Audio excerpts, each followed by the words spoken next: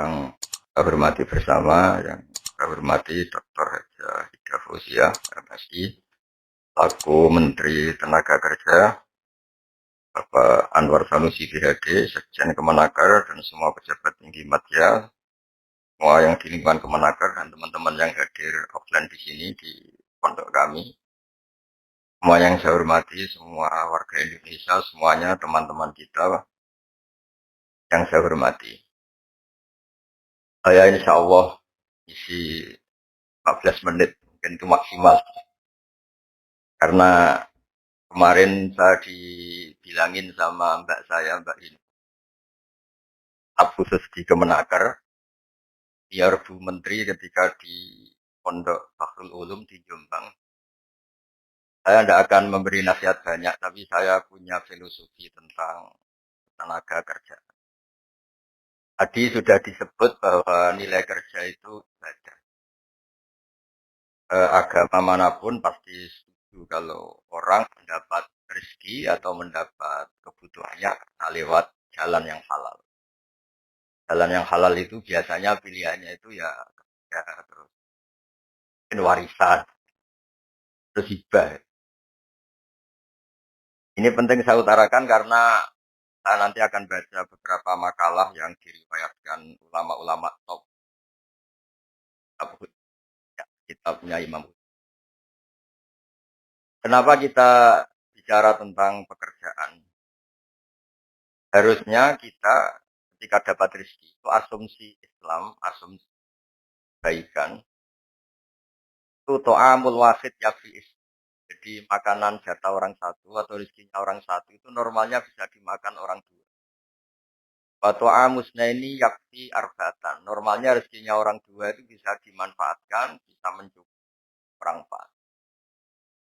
Jadi kekacauan dunia ini dimulai karena jatahnya orang satu menghabiskan jatahnya orang seribu.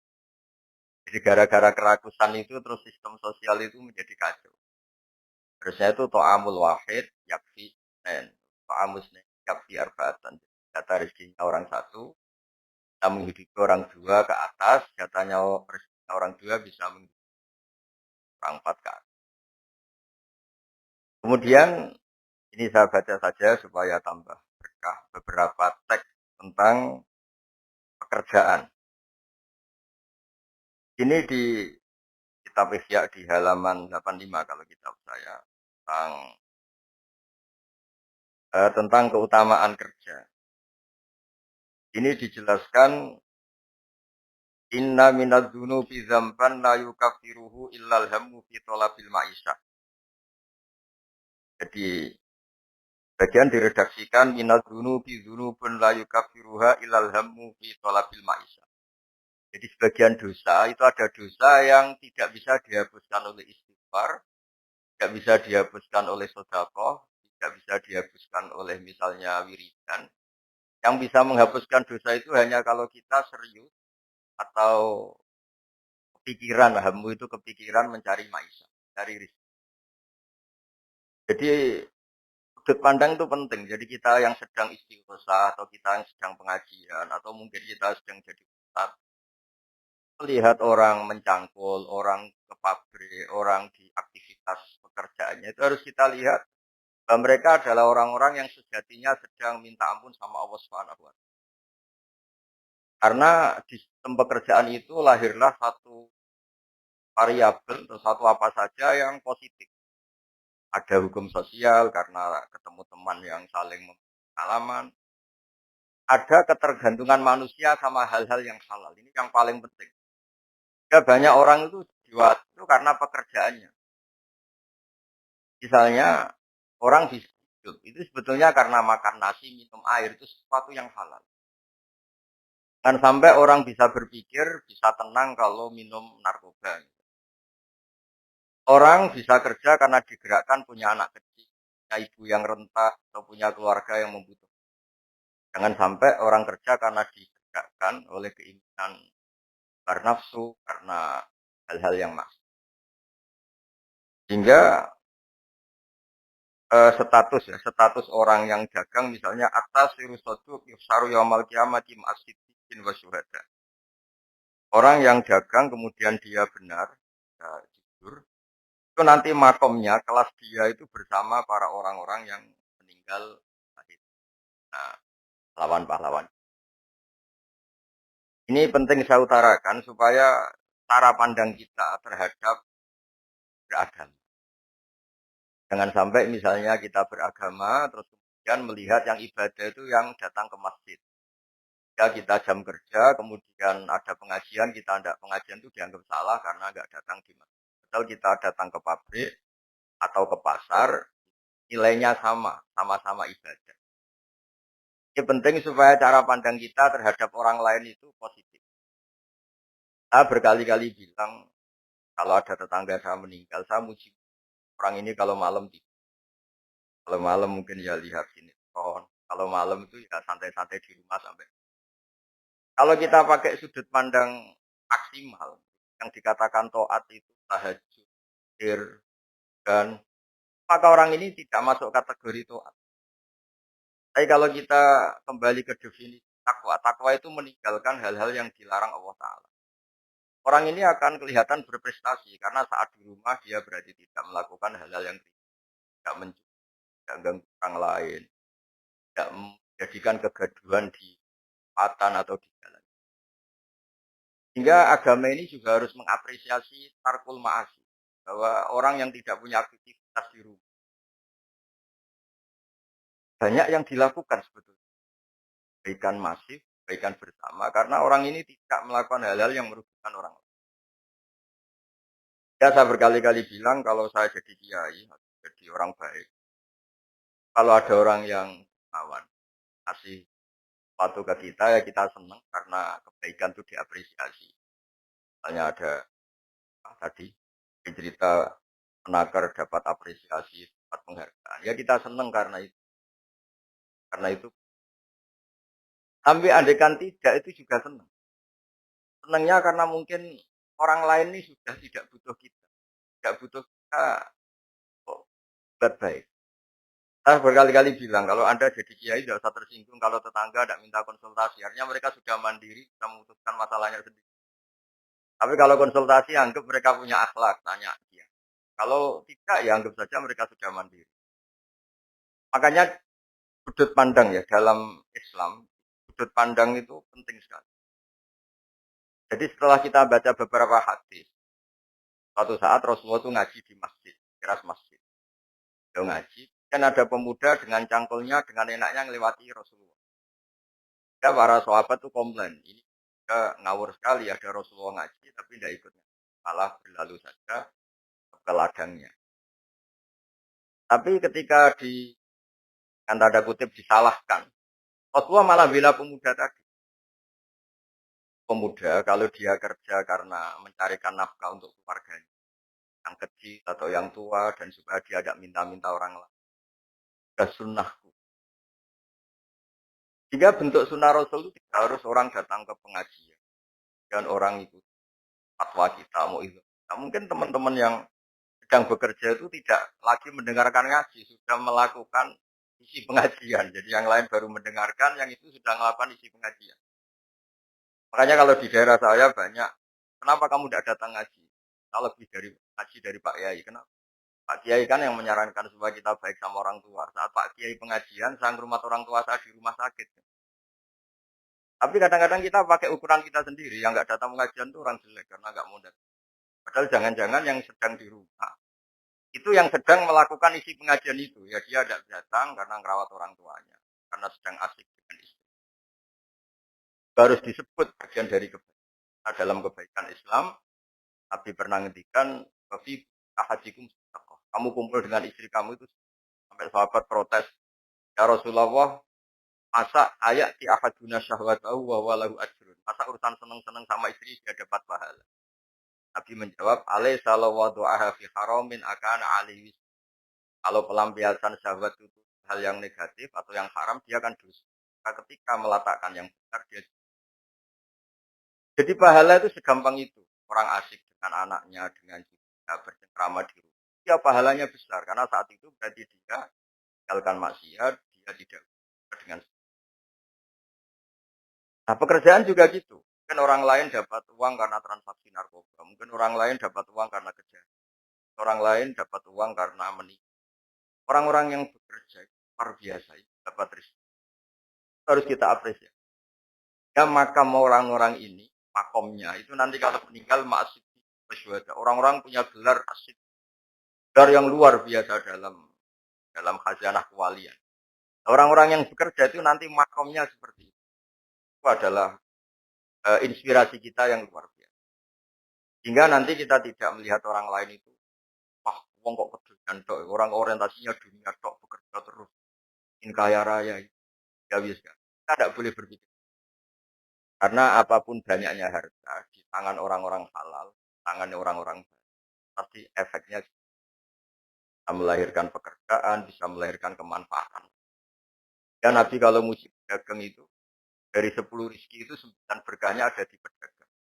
Karena kalau pedagang itu kikir, sekikir-kikirnya pedagang, dia harus mengeluarkan uang, bayar supir, bayar satpam, bayar yang ngirim jasanya, dan sebagainya. Ya uang tetap berputar. Tapi sebaik-baiknya Anda kalau tidak dagang, itu mungkin uang ditabung, uang mandek. Ya potensinya itu istiqar itu menyimpan. Kalau ngelebih kota tertentu, sekarang oleh. Karena saya nekun keilmuan agama, maka saya hanya cerita bahwa betapa Allah itu ngapresiasi pekerja. Nabi Dawud itu seorang raja, kaya raya. Jadi beliau tidak mau makan illa mingkas biadi, kecuali hasil hanya masyhur itu di riwayat beliau seorang raja, tapi hanya makan kalau tembikar atau anyaman bambunya atau apalah, pokoknya dari anyaman bambu itu terjual. Kalau hari itu nggak terjual ya nggak bisa makan. Padahal beliau seorang raja, saking ya, supaya rezeki yang dia makan, yang beliau makan mingkas biadi dari hasil karyanya. Banyak kiai-kiai guru kita yang secara lahir kaya, tapi yang untuk dirinya itu sekadar. Bahkan saking ekstrimnya di kiai itu ada seorang kiai yang pisang tanam secara halal dan di tanah yang pasti halal. Setiap makan yang rufahiyah itu ya agak agak hura-hura itu. Kafaroi dengan makan pisang itu. Satu pisang dibagi-bagi dan dianggap kafaroh. Nah, kenapa cara-cara publik itu banyak rufahiyah? Rufahiyah itu begitu.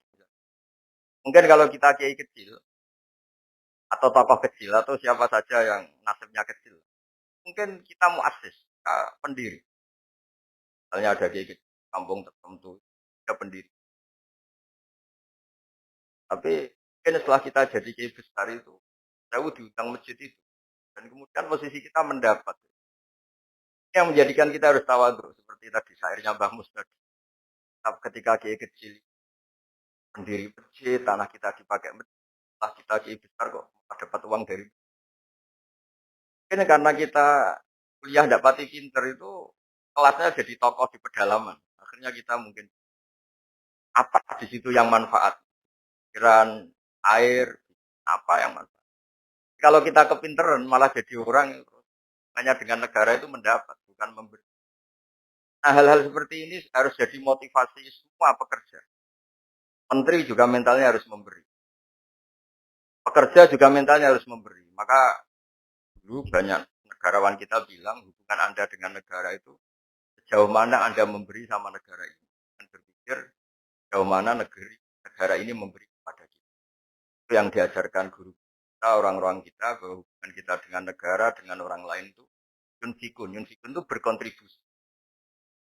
Hingga saya ini termasuk kiai yang kalau ketemu orang yang terlalu baik sama saya ini saya sungkan. Karena hubungannya saya mendapat. Tapi kalau ketemu orang yang lebih lemah mungkin saya lebih pede. Karena hubungan kita ini memberi. Itu yang diajarkan alias dulu. Bahwa tangan yang atas lebih baik ketimbang tangan di bawah.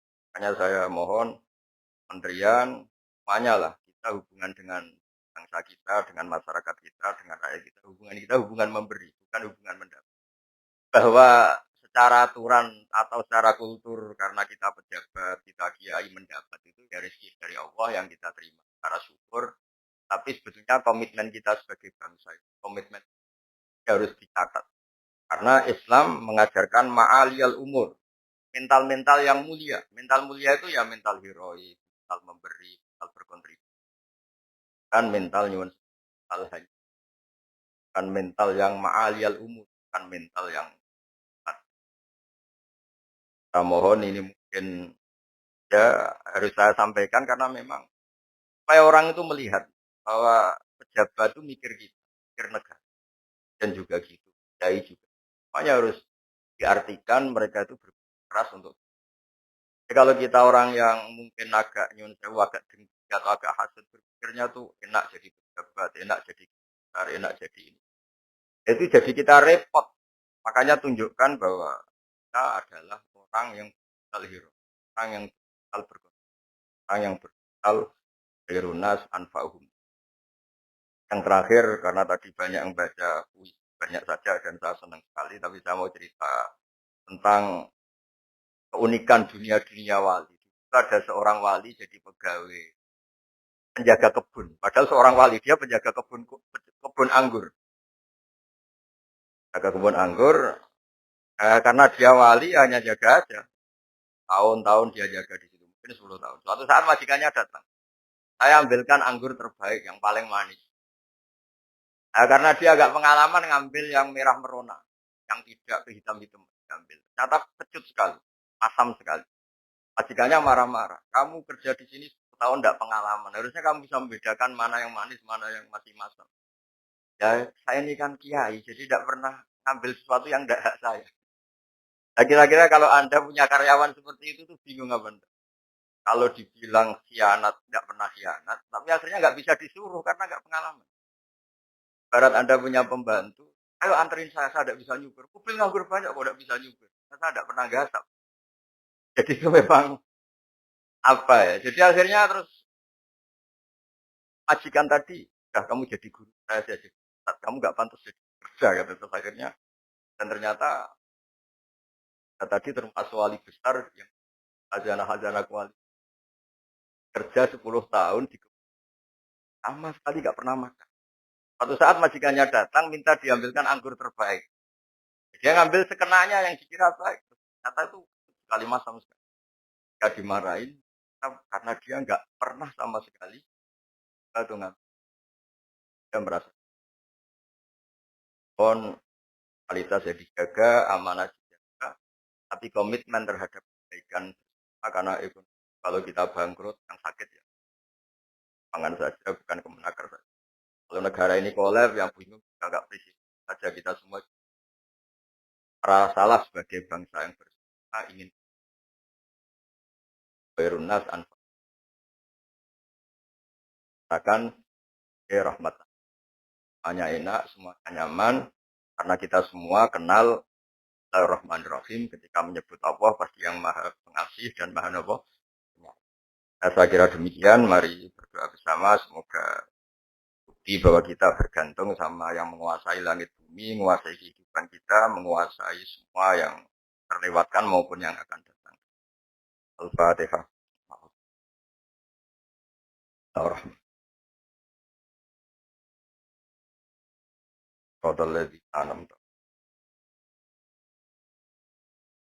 Ahmaduka ya ghafuru ya syakuru masalli wa sallim alal basyirin. Asaluka bi anna lakal hamda la ilaha illa anta al-hannan al-mannan. Ya badiya samawati wal ardi ya hayyu ya qayyum ya dzal jalali wal antar sikona ya Allah husnal muamalati fi babi waj'alna aminin ma'inin alladzina la khaufun alaihim wa lahum waj'al baldatana ya baldatan mutmainnat ya'tina ya warisku karahatan warzuqna insyirahus sadri lak warzuqna salimin walimin wa'afin min kulli bala'id dunya al akhirah kana atina fid dunya hasanah wal akhirati hasanah. Sallallahu ala sayyidina Muhammad sallallahu alaihi wasallam. Subhana rabbika rabbil izzati amma yasifun. Salamun alal mursalin. Alhamdulillahi rabbil alamin.